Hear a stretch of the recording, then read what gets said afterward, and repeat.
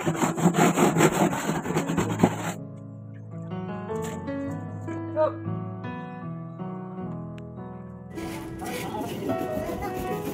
సరే ఎప్పుడు చెప్పడాయా, ఎందుకు చెప్తాడు?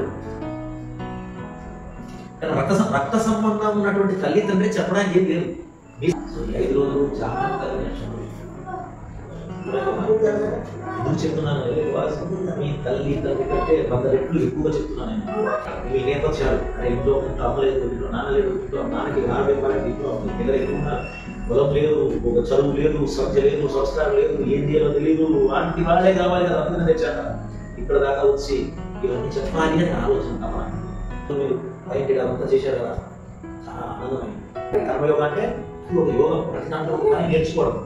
ఈ పూర్వము సౌమ్యుడు అనేటువంటి వాడు ఉండేవాడు. చాలా మంది చిన్న పిల్లలు పెద్ద పిల్లలందరూ కూడా అభ్యాసం చేయడం కోసం గురువులను చేరేవారు. ఆ గురువుల దగ్గర చాలా పంట పొలాలన్నీ ఉండేవాడు. పూర్వము శిష్యులే వెళ్ళి అంత చేను చేసి నీళ్లు పారించి కట్ట చెరువు కట్టు ఉండేది అనమాట. ఆ చెరువు నుంచి నీళ్ళని పారించి కాలువ చేసి అంతా చేసేవాడు. అది చేసి అందుకే అవయా ఫౌండేషన్ లో వచ్చిన అందరితో పనులు చేయించారు, పనులు నేర్పిస్తున్నారు. సో అలాగా సౌమ్యుడు అనేటువంటి వాడు హెచ్చరిక కనిపిస్తోంది. అప్పుడు ఆయన ఆ శిష్యులందరితో పిలిచి, అరే రాత్రికి ఎవరైనా వెళ్తారా అంటే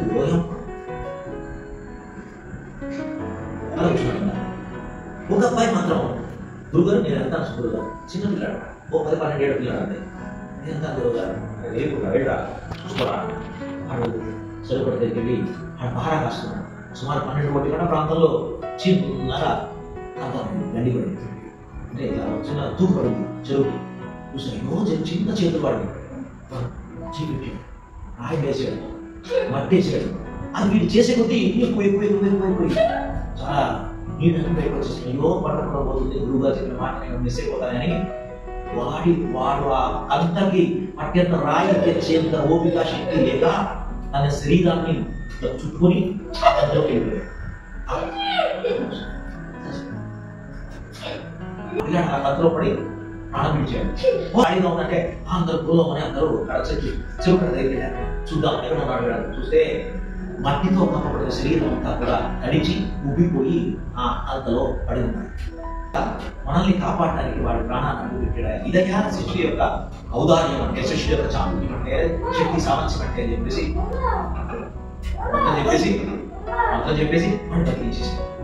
ఎన్నో మంచి విషయాలు మీరు ప్రధానంగా నేర్చుకోవాల్సింది. 5 రోజులు అయ్యా, వేరే మాటలు ఉంటాయా, వేరే పనులు, వేరే మాటలు, వేరే చెప్పలు ఏముందాయో హ్యాపీగా అందరూ కూడా చక్కగా ఆనందంగా ఆ డ్రైవింగ్ గురించి నేర్చుకుంటారు.